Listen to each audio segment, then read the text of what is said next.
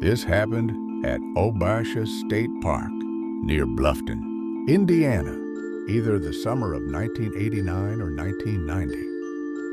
I was working as a night watchman at the front gate and had been watching television when I decided that I needed to get something out of my Ford Bronco.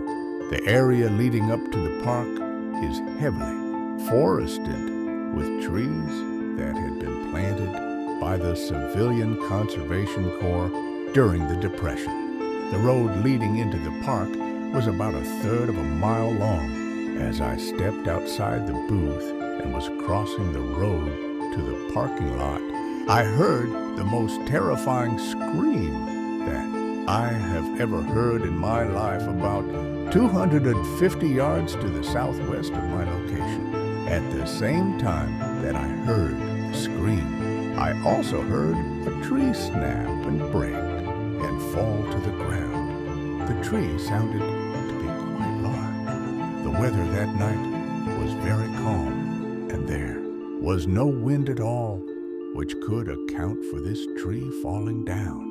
I quickly turned around and headed back for my booth and sat down to think about what just happened. I felt like I was in a daze for a few minutes as I was trying to think what a logical explanation of this event could be.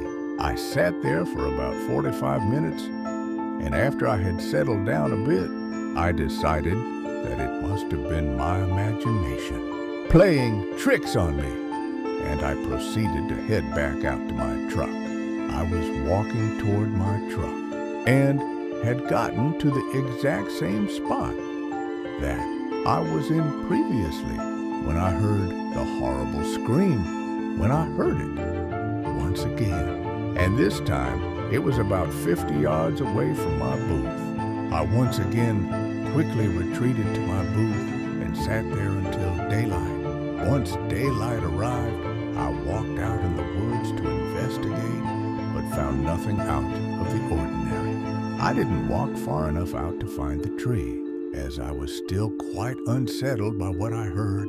I have heard screech owls and bobcats, but nothing, absolutely nothing, that compares to the sound that I heard that night. I can't say to this day what it might have been, but this has bothered me for about 16 years, and I still think of it every now and then.